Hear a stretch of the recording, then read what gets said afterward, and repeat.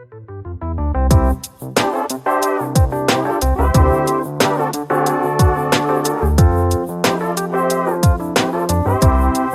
are talking about the greater good.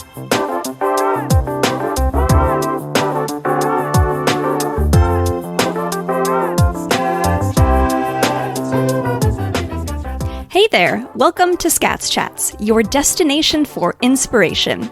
Each episode, I chat with mental health professionals and everyday people just like you and me to talk about various wellness topics and the human experience. Get ready to feel inspired with another episode of...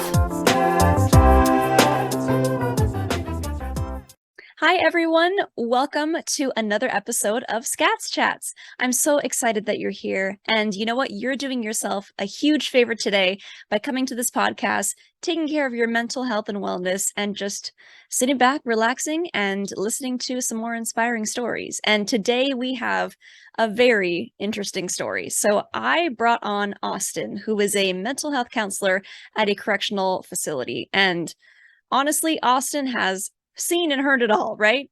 On this episode, he talks about his experience and what he has witnessed thus far in this position. And so Austin had contacted me and said he really wanted to share this information. So I thought, yes, this is the perfect opportunity to educate people and let people know more about why mental health is so important and why it's also really needed in these correctional facilities. So before we get into that awesome episode and awesome chat, I do want to let you know, I'm sure you can see my little hat right here. We have hats, stickers, and all the fun merch. You could find that at www.scatschats.com. We are also on Facebook, Instagram, TikTok, Pinterest, YouTube, obviously, if you're watching. Hello. You could find us on there at Scats Chats. If you want to give us some other love today, you can subscribe to our YouTube channel, you can leave a comment with your thoughts down below, or you can even write us a review on Apple Podcasts. These things really help to support the podcast and to spread the love, the positivity, and all the inspirational stories so that other people can discover this amazing podcast. So without further ado, let's get into my chat with Austin and really learn more about this position and learn more about just the utter importance of mental health and wellness. Hope you enjoy.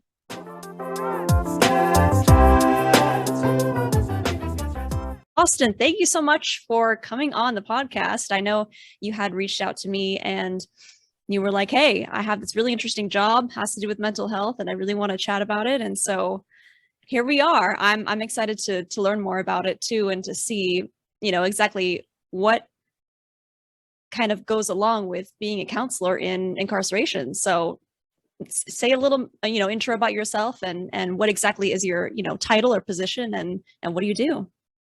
Yeah, thank you for having me on.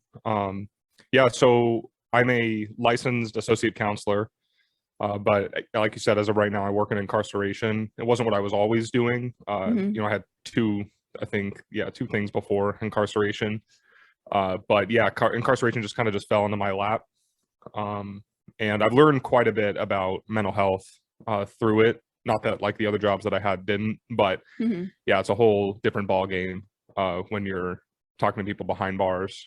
Have you ever been in jail before or visited a jail? No. To be quite honest, you see the scenes on TV or a movie or something like that. I think it would be an interesting experience, but also, I guess, scary. If I don't have anyone to visit specifically, then I would just be there. I don't know, but to sum it up, I haven't, but it would be an interesting experience for me, I think. Yeah, I'll say the same thing. Like, the only thing that I knew about prison and jail was just movies and TV. So I had some sort of generic concept of it. And then I just figured, I'm going to see the worst human beings, I'll say that as a precursor, like the worst human beings in the world. Because, and some people just messed up. I saw a range of people, people who were in there for DUIs versus people who killed 4 or 5 people, did really horrible, sexual things to people of all ages type stuff. I worked in the mental health unit, and I still work on a mental health yard. So people who have SMI status or serious mental illness, They can come onto our yard and stabilize. We get them stable with medications and also with therapy, give them treatment plans, and then they get sent to a bigger or real yard so that they can survive better, live a better life while in prison. So a majority of the people who I talk to are like actively committing suicide or want to, or hearing voices, seeing things, feeling things. That's tough. It's interesting to deal with like those types of patients. I mean, yeah, not for them. You have to be really good at compartmentalizing, super good, because you'll hear some of the craziest stuff you've ever heard, whether it's true, not true, delusions, or fantasies, whatever it is, but you'll hear some stuff and then you have to go home. And I will say this though, I said it's not a safe place, but I actually, since I've been working in incarceration for over a year now in total, I feel safer in jail and in prison than I do in the outside world. There's rules and guidelines in prison and jail that, of course, in the outside world, it's just free for all. It seems, you see a crazy person out at a gas station. It's a lot scarier of an experience than seeing the same exact person while incarcerated. Even if they're not behind bars, it's like you have guards there. There's structure to it. They can't escape. So I think that kind of just offers that sort of buffer. But yeah, I've seen a lot of stuff, a lot of stuff. Yeah. And one thing I wanted to ask too is kind of what you brought up, where it's like, you deal with these people and then you go home. Like, how do you get, I guess, not the practice, but like, how do you prevent yourself from like carrying that, possibly negative energy with you, like you said, when you go home? Like, how do you deal with that, I guess? So coping skills, I hate using that term, but it's a term. If you ever go into therapy or if you're mental health yourself, you're gonna hear 10,000 times a day. But coping skills, you really have to find a way to keep yourself relaxed and to focus your mind on something else, to like leave it's taking off different hats. It's like when I'm incarcerated, or when I'm working in incarceration, this is who I am. But then as soon as I leave that door, or the doors close behind me, I'm trying actively to get back to my normal self. I thought I had a pretty good and dark imagination before, but it's everything's just gotten my humor's gotten darker, my everything has, just because it's a deep, dark, depressing place. But then again, so is therapy, because we're just taking in everybody's problems in a sense, and all that information is overload. So yeah, it's like someone texts me about something that like I don't care about, like oh, here's what happened on the Kardashians. I'm like listen, I really do not, I won't say it even this nice. I'm like, I do not care. I don't want to talk about this. But I have to self-advocate myself, practice what I preach. This is how I'm feeling. Here's why. This is what I need. What made you want to study psychology, I guess? Like, was there a specific reason that you wanted to go into this specific field at all? Yeah. Well, personally, I like to find something that needs fixing, or needs help, I guess would be a better term. And I don't mean just like with helping people. When I first went into school, I wanted to be a criminal defense attorney. And I was preparing to take the LSAT and all that stuff. And then literally right after taking the LSAT, I was like, I don't know if I want to do this. I think I could use my voice in a different way. I like arguing. I love philosophy. Philosophy was my favorite. I majored in psychology and I minored in philosophy, but if I could have made philosophy, a double major, or just done that and gotten a PhD in that, like would have been totally happy. But, what do you do with a philosophy PhD? Really nothing, unless you apply it to something. I don't even know, and this is going to make me sound so stupid right now, and it's okay if people laugh at me, you might, but I don't know what the difference is between psychology and philosophy. I mean, isn't it kind of similar in a way? That's actually, no, it's a pretty astute observation. At least that's what I listened, or I viewed it as, because I was like, okay, philosophy is just different ways of thinking. In psychology, you're trying, at least in the way I view psychology, is you're trying to get people out of their ways of thinking, out of the different schemas that they've created for themselves. So it's how can I apply existential philosophy into therapy? And then actually there's a theory of psychology called existential theory. but it's, or how do we take nihilism and turn it into something? How do we turn it all kind of comes from those concepts. So I would even ask, when I was in my master's, I would ask my professors, like, do you see yourself as a psychologist, or do you see yourself as a philosopher? And I found that they were stumped answering those questions. But yeah, so I was like, okay, maybe I can do this therapy thing. I really liked. I listened to a pastor podcaster who's one of my favorite podcasters. Listen to comedians and stuff, and I really felt therapized by listening to these people. So I was like, okay, maybe I can do this. And so I went into my master's, and I'm really trying to find myself and what kind of therapist I want to be, what I want to do. I knew I didn't just want to work for a company. Like, I'm not going to work in prison for, the rest of my life. I'm, granted a year from now, because I really, it's not my thing. I want to run my own clinic. And so with that, I was thinking, okay, what could be my thing? And I noticed that in my master's and further, we have a lot of different type of counseling directions you can go, and there's classes for them. So there's, the women's counseling, there was LGBT counseling, multicultural counseling, all these different types of counselings, which is great, if you want to specialize in a certain area. The one area where we did not have a class, and I started to look around, and I noticed that most schools do not have this course either, and don't teach this, is men's counseling.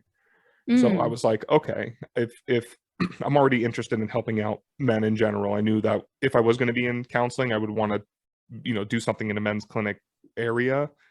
And then being in school kind of just set that off. I was like, there was really no help for men, no good, solid help, in my opinion. It was all taken from different non-male exclusive perspectives, which I thought was wrong. If we have other specific perspectives for groups, why couldn't we have one for men? So it was like, okay, maybe I can even do research and become a professor. And if this course isn't offered, maybe that's where my little niche is, or, that's where I can fit in. So yeah, that's kind of where I've been pursuing now, is just more specifically men's therapy. But, I've counseled women before too. Yeah. And to that point too, I guess without getting too like political, obviously, but which I'm not going to, you're not going to, but I think that, there's the specialized like women, LGBTQ, people of color, whatever. But also I think men do struggle with, there's a lot of, like as people say, toxic masculinity, like ideologies maybe. And that might be, more specific, obviously, that men have to go through. So that makes sense that you're thinking like, okay, why is there no specific like subsection for men? But I think there are a lot of like, I guess, ideologies that society likes to put on men, that they have to be tough and not show their feelings, and just kind of like that to like cover the surface. Am I going in the right direction there? I think that's one part of it. I think that's what psychology now tries to focus a lot on it when it comes to men. It's the idea of toxic masculinity. But I think what I found that was really alarming about men's mental health was that, I'll ask you this first. Like, do you know what demographic of people are killing themselves the most? Completing suicide, not attempting. I mean, I would say LGBTQ category. So the majority of people who are killing themselves or completing suicide are men between the ages of, I think it was like 40 and 85. And that's if kind of an older category. Yeah. And even more specific, it's white men. But what I think for that is more just, there's more white people in the US. So of course it would kind of skew that way. It's just what I think. But yeah, the majority of people killing themselves are older men. And you have to ask yourself, well, why is this happening? And that was the question I was asking myself in school, but wasn't getting any solid answers for it. There's a lot of problems that men deal with. We're homeless more. We go to war, or we're the ones who go to war more often. And for instance, like when I'm 18 years old, or where any male is 18 years old, they have to sign a little yellow waiver when they get their ID saying like, hey, if there's ever a war and there's a draft, you're going. And if you don't, you're going to prison for the rest of your life, or you have to flee the country.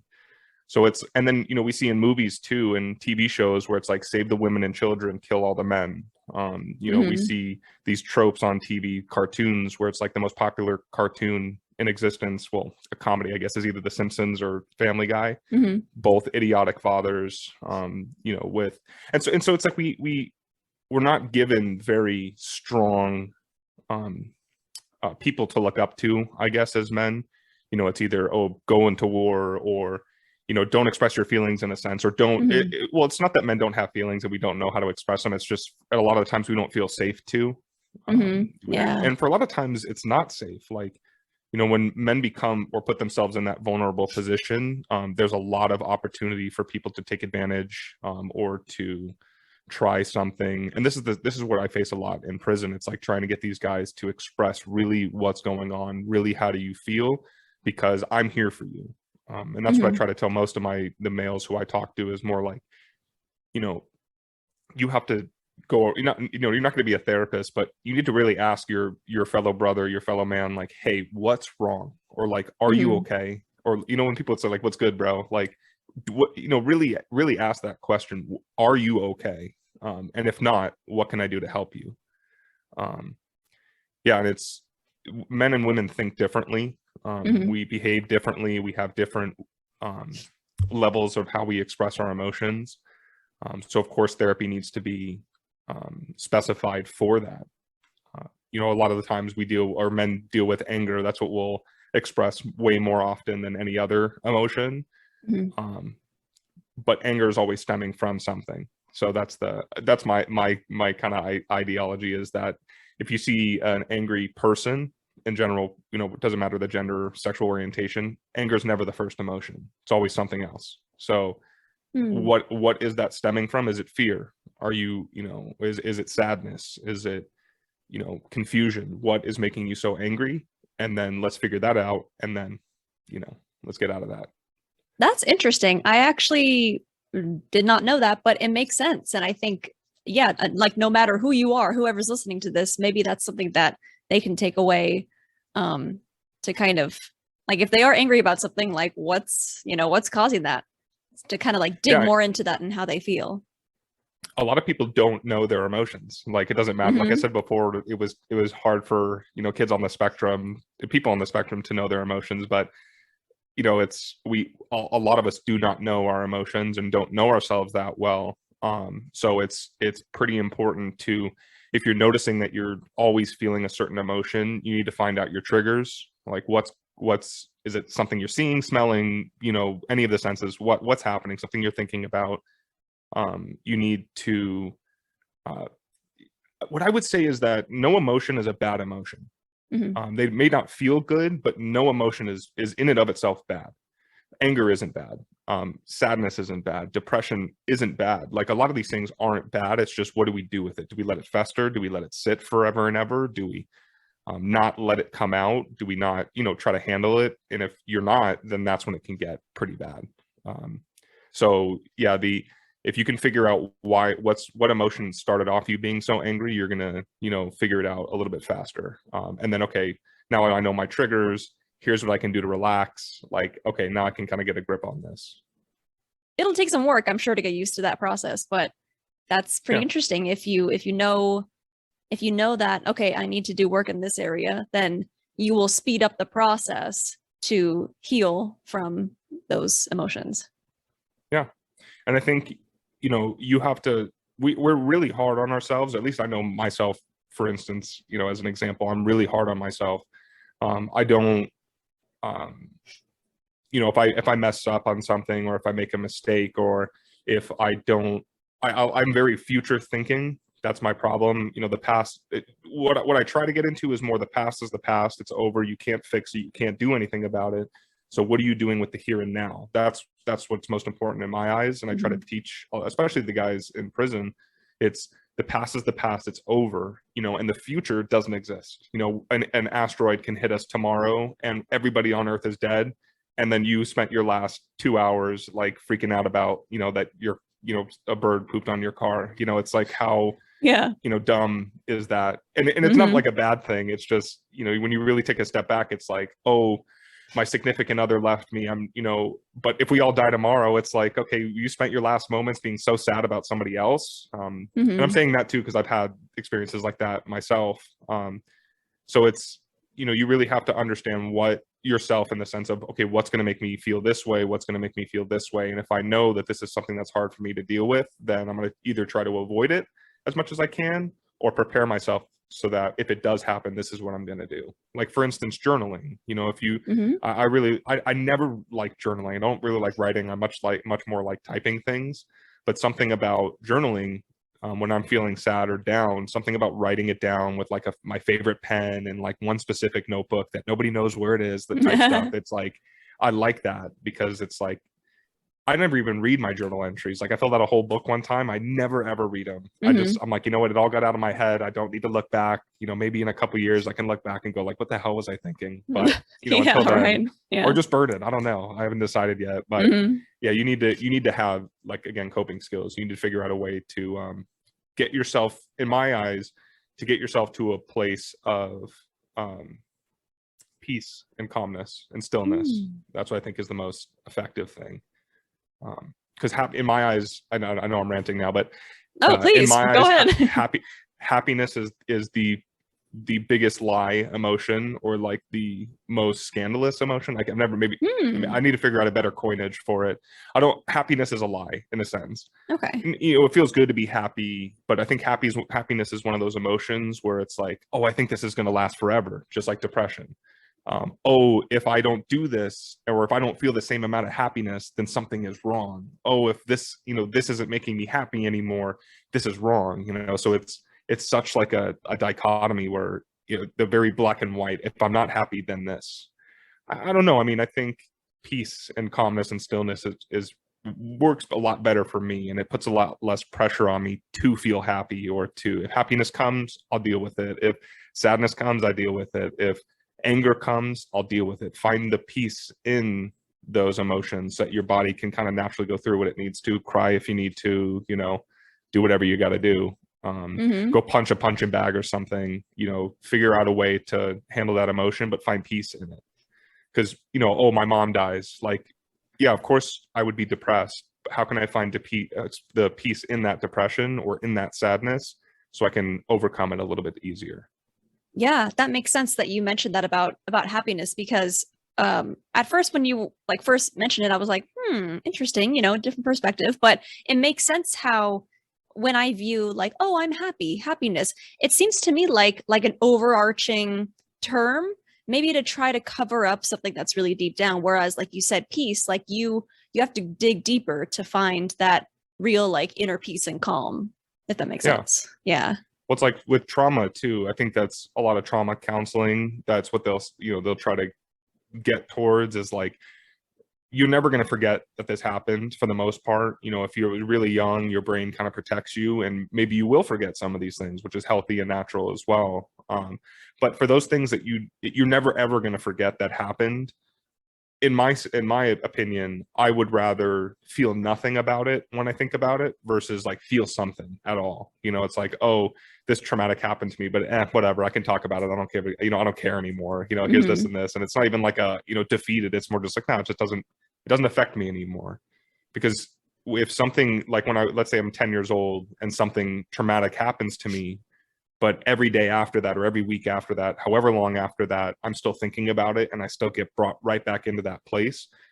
For me, that event never ended. Yeah, it happened when I was 10, but it never ended. So how can when I stop feeling emotions about it, then that's finally, okay, it's not controlling me anymore. It's not, it doesn't affect me.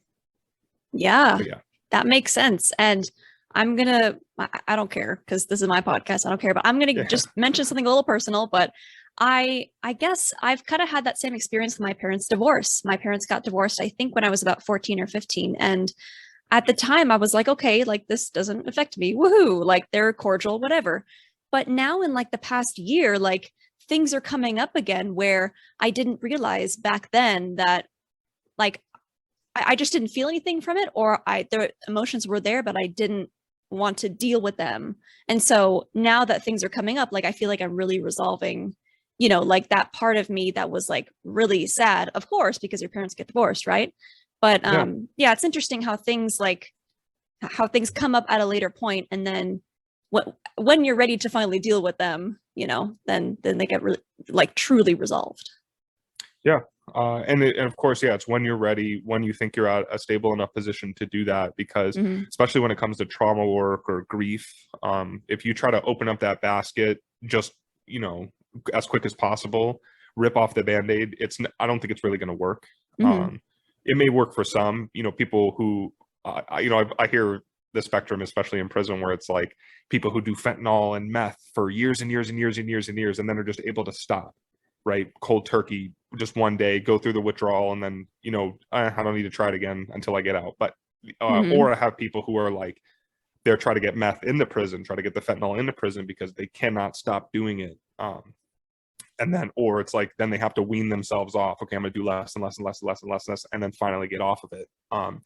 So yeah, it runs the spectrum, but I think for the most part, trauma and traumatic experiences, you need to take the proper time to do it, and just what is really get in tune with your body, and your I don't know, I want to say, I feel like, again, this is more like philosophy rants too, just like this That's is how okay. I view, in my, just from what I've been working on, in a sense, not with myself, but just with others, I try to teach these guys that your thoughts may not be your own, which to kind of bring that into easier, or more chewable, more chewable discussion would be more like, if I have a thought, I'm not saying that I'm the only one that's ever thought that.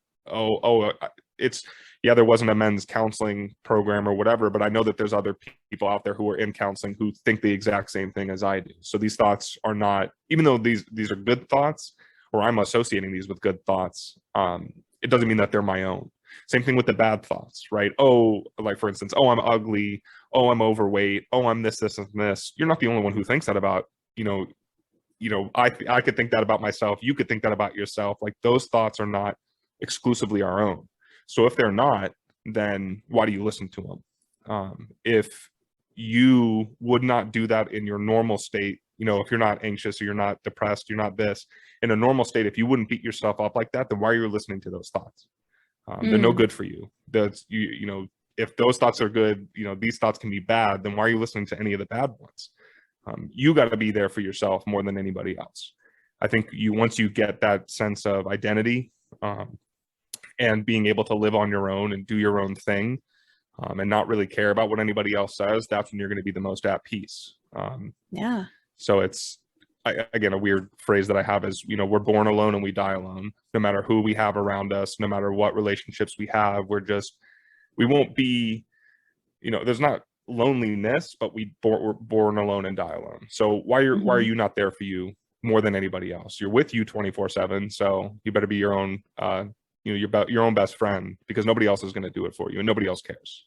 Dark, but no, I'm 100%. I mean, I always say too, like, it's the most important relationship that you have is with yourself. I think that's also like a cliche quote, but what all of you said is so entirely true. And and people are on different levels of how close they are with themselves or how much they love themselves internally. But as long as it's a work in progress and you're working towards bettering your relationship with yourself, I think that's a positive, good thing. Yeah. And trying to improve, you make a mistake, yeah, sure, be upset about it for however long you feel like you need to, but then move on, get better, don't make the same mistake. I don't even, sometimes, especially when people make big mistakes and then they apologize, I guess the apology is more for themselves to say it. That's how I view it. It's really not for me, because I know I don't judge. Actually, something I have to, I think everyone works on, but, I work on myself constantly, because of course, dealing with people who tell me the craziest stuff I've ever heard in my entire life, it's like, I'm not going to judge you. I still have to come from a place of love, even though I don't like you. If that makes sense. That makes I don't total like sense. you, but I have to, because that's just, if I don't come at some of these guys from a place of just true, genuine love for people, then I'm gonna be very bitter. I'm gonna hate everything, and just, it's gonna be the thing that destroys me. Yeah. Because again, I talk to people who have done the worst things, probably worse than anyone could imagine, unless you're in that field. Nurses and medical staff, mental health people who work in incarceration, and I think in like crisis centers and psychiatric hospitals, like could all kind of relate to, where it's like I really have no filter anymore. I'll talk about anything. You bring up a topic about something, I'll bring it up. I'll get personal too. I just don't care. Like that's kind of where I think a lot of us are at. But yeah, I forget what kind of led me on that tangent. I don't know, but yeah, love yourself. Yeah, love yourself pretty much. But I did want to ask you, and obviously, you know, this is your, I'm not going to ask you what jail you work at, obviously, but I want to know, like, what's kind of like a typical day in the life? Like, what's like a typical work day look like for you? Or does it vary? Yeah, God, it's like you never know what's going to happen. You literally never know what's going to happen. You can kind of have like a guess, like, oh, okay, like I know this person's going to try to attempt to commit suicide, or I know that this is going to happen, or because a lot of the times I find that I've seen more cries for attention types of suicide attempts, you know, to try to not be a jerk about, or an asshole way about, or am I allowed to curse on here? I'm sorry. Yes, please go right ahead. About like, or yeah, try not to be a dick about, you know, the way I say it, but there's people who really are attempting suicide, and there's people who are just doing it for attention or for secondary gain.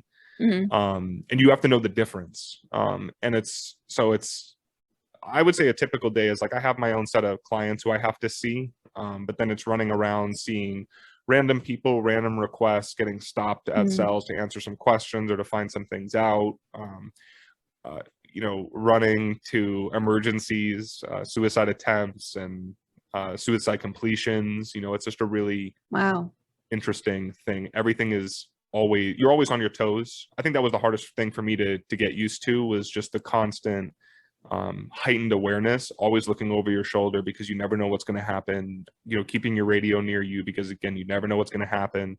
I can't tell you how many times I go through, and my coworkers too, where we were walking through one of the blocks and we're like, okay, if this happens, you know, what can I use as a weapon to like protect myself, or like, could I fight this person? You know, because you really never know. It's not that these guys are bad. Well, I can't say that they're not bad guys, but but like, you know, you're in jail. I mean, have you ever watched 60 Days In, like before you ever? Yeah. So I mean, like that's literal like footage. Like that's not like a TV script, which I find so fascinating, is to like just learn more about what goes on. That's probably the closest I'll ever get to being in a jail, is watching that show. Yeah, that's what, and I think that's, you know, when we're working and when we finally sit down and do notes, and you know, we're all sitting around each other, you know, we joke about things. You know, we'll talk about what a certain patient said to us that was absolute insanity, or you know, we have, you know, just our ways of bonding with each other, because you know, you hear the craziest stuff you've ever heard in your entire life, and these people will do the craziest things. You know, you really have to protect your own mind when you're around these kinds of things, because it's not like normal therapy, you know. And normal therapy, you know, you feel bad for some of your clients and stuff, or you know, you try not to get any countertransference from the people you talk to, but it's hard. You know, you want them to do well during the week, you know, before you see them again the next week, but you can't control that. So you have to really focus on, okay, what can I control? What can I not control? What are the good things that I am doing? Let's not focus on the bad things, or like the terrible things that happen or I see. I'm a human being. You're a human being. There's a reason why you made that decision. And most of the time it has to come from like traumatic childhood or drugs or something like that. So for me, it's like, I want to try to find you again, not this scary event that you did, but find that inner you and bring that out again, because I love you. I don't like you. So let me try to like get you to a place where like people can like you again, because not everyone is like, you know, a therapist, or you know, someone who's really empathetic. You know, there's a lot more people who will say, you know, burn them at the stake, or you know, bring back the firing squads, and not a lot of people who will be like, okay, well, no, this is someone who's hurting and has hurt others. How do we fix this so that when they're released, because some of these guys get released, you know, you hear the worst thing in the world and you're like, oh, it's only a 7-year sentence. Okay, you're out in 7 years. How do I make you a better person, or help you to be a better person, so that you don't do something like that again, or you can lead a normal life? That's what helps. Very interesting. Now, like what you do, you know, just like the counseling pretty much. Is this available for inmates in all US jails, do you know, or is it just like in select jails that have these resources, or? No, so mental health units exist in most of the jails Okay. and prisons. There's usually like a specific area for like suicide or active suicide stuff, versus like just mental health problems, because you can meet people who are, for lack of better terms, crazy, who are not suicidal but cannot be around other people. And that's everywhere. I feel like a big problem with jail, I just say incarceration in general, even police officers, that type stuff, is that they're I don't know how well of training these people get on mental health individuals or people who are dealing with serious mental illnesses. So instead of like, I'll give you a for instance. Like there was this one guy who I had spoken to, who has schizophrenia and a litany of other things, and he was seeing things. The voices told him to throw a knife at his mom. He threw a knife at his mom. It didn't hurt her. And then he ran outside and then started banging on one of his neighbor's doors. The police were called. The father runs down to try to go, stop the situation. The cop who went to go grab him, because while you're in this setting, you can actually read some of the police reports. Mm-hmm. The police officer who went to go answer was an officer who had previously worked as a lieutenant in a prison in the mental health unit. So he has experiences with people with serious mental illnesses. Mm-hmm. When he went to go talk to this guy, he was, at the door still banging on the neighbor's door. And he called out to him, took out his taser and said, stand down, whatever he was saying. The guy turns around, picks a brick up off the floor and throws it at the police officer. The police officer tases him, cuffs him, puts him in the squad car, and then, does whatever they do with the whole charges and whatever. But he didn't give him an aggravated assault against a peace officer charge. And the reason why he didn't was because, okay, well, I know this guy's having a mental break, that he didn't really mean to do that, and so I'm not going to, he already has like this charge, like why make it worse? But there's other officers who will just give you, 6-7 different charges. Like there was a guy with autism in the jail who he was in there for a year and a half because he punched a police officer who was at his house. And in my opinion, I work with these kids. If kids with autism, if you scare them, if there's something that's not normal, they're going to use whatever they can to feel safe again. If they have to hit you, they're going to hit you. And if you're not de-escalating properly, that's just what's going to happen. That's what they do. Yeah. This police officer gave him like a charge that put him in jail for a year and a half. And this guy, every single day, he could only say like 2 words, and it was mom and home. And it's like, yeah, sure, maybe I did get in trouble a couple of times for giving him, like extra coloring pages or, colored pencils and crayons and stuff, because, again, I'm not going to fight the justice system, but, it's just incarceration, especially mental health, is an interesting political, space. But yeah. And there's, no, what were we going to say? I was just saying, but then there's like some guys who you talk to who like, they're the nicest person in the world. They're like, hey man, I just need the mental health help. I'm so glad that, I'm finally in a place where I can get this. Like, I appreciate you for talking to me. You're so nice and stuff. And I'll walk away and I'm like, wow, what a nice guy. Like, what could you possibly be in here for? I look up the charges, killed 6 people, including 2 children. Literally. And I'm like, how? And then exactly. And I'll talk to somebody who literally will ask me every time that I go up there. They're like, hey man, but for real, do you not see the shadow people right behind you? And I'll like look around. I'm like, I don't see nothing. You're like, are you just messing with me? I'm like, nope, I don't see them. He's like, all right, well, like you're not seeing the black squiggles come out of like everything. And I'm like, nope, I don't think that exists. And they're like, oh, okay, cool, man. Thank you. And I'm like, okay, what the hell did this person do? I look it up and they just have like a DUI. And it's like, so the spectrum of, you never know. Interesting. It's just a mixed pot of everything. Yeah. Very wild. I mean, yeah, like you would never know. I mean, basically you just think that people are in there for murder and they're like possessed by the devil, and then that's it. You don't think about how wide the ranges of different types of people with different types of like mental states and things like that. Yeah, and if there's any advice I could give to anybody, it's like, just for real, do everything else other than like meth and fentanyl and heroin. Like just, I would say even LSD and mushrooms and DMT, kind of stay away from those. But like, just that's a big one. It's just people who, a lot more people in there who are serious substance abusers that have now given themselves the voices and the things that they see. And sad. It's sad because it's like these people will never ever be able to recover from that. But okay, but now how do we get them to just deal with it? How do they live their normal life with these things that they see, with the things that they hear? Really interesting and weird work.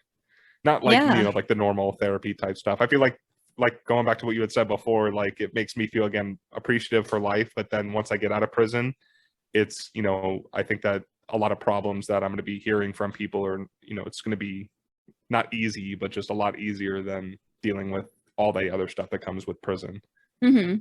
Yeah, and to kind of sum it up all too, I know that you mentioned that this is not specifically what you want to be doing forever, but I think while you're working towards really what you want to do with counseling and therapy and psychology and all that fun stuff, how will you take this experience working in incarceration into the future? I mean, how will this kind of go into your playbook of becoming a psychologist, a therapist? So it's funny because the problems and the people that I deal with in the prison were not very far off or far of a stretch from the people who I was dealing with when I was working with children. It's like, okay, if this does not get handled now, if these things don't get stopped now, that you're on a one-track course to be seeing me where I am now. And I think that if going into the future, I know that majority of the time, most of the men who I talk to in prison, some of them do really want to talk to me and have our sessions. A lot of them don't, they just kind of have to, and to program and stuff. And I give them really good stuff, but it's a thankless job. So a really thankless job. So it's like, I think I can take that into the future of just, giving people what I can and just not expecting a thank you. Not that I really even was, but like expecting a thank you or expecting to see the change. It's just like, all right, here, I'm going to give you all the tools. I hope for the best. It's not you're not my problem. Once you leave my door. I think that as far as a men clinic goes, I think that men get a lot more benefit from therapy if there is a group setting, just I guess again just depending on what the issue is, but for the most part a group setting, or where men can, even the therapist can talk about, oh, this is what I've dealt with, here's a little bit about myself, now you go as well. Because for men, we need that sort of that push, that safety. Oh, somebody else made themselves vulnerable, maybe this is a safe spot for me to be vulnerable now. I think I don't think statistically men gain friendships more based off of shared activity versus women who gain a lot more of their relationships based off of released information. So I feel and I don't know, maybe if you feel this way with your girlfriends, where it's, okay, I've told you this about myself, now I told you this about myself, now we're, oh, this, oh, we like these things, now let's go. For guys, I could, when I talk to my male friends that I haven't spoken to for like 3 months, I really do not ask them a lot of questions. I'm just like, yo, how, let's go play video games, or let's, go have a catch or something, because that's more fun to me than talking about my emotions. Like I really, yeah. And I think a lot of men think like that. It's not that we don't have emotions, it's that we just don't really care to express them, or just don't want to deal with it, even though sometimes we do. So there's a lot of lessons to learn from, I guess, incarceration, and to try to steer people away from incarceration. And here's, the anger, the frustration, the resentment, the depression that could lead you into things like substance abuse, domestic violence, violence in general. To me, we're in a very anxious, depressed overall state. And I think over the world, just with COVID, with wars, with all the, all that stuff. So it's interesting, or not interesting, or you can kind of tell why like the most popular music nowadays is like emo rap, or like depressing country, or like all these lyrics that are just very much about suicide and very much about damnation and stress and stuff. It's versus 40s and 50s music is about like love and happiness, and like we just got out of the war and there's a lot of race problems, but we're all going to get through this together. Like I like that type of music because it makes me feel good. Versus like the FU type stuff. That's just what definitely I'm has a better but message. that's right. That's for sure. That's right. That's funny. Well, Austin, thank you so much for coming on. This was fantastic. Thank you for sharing, your experience and all that good stuff. You're welcome to come back on the podcast anytime. If there's any other, topic like music, we can, like you said, dive more into that for a future episode. But, definitely welcome. Come on back anytime. And yeah, thank you so much. I appreciate it. Yeah, no problem. Thank you.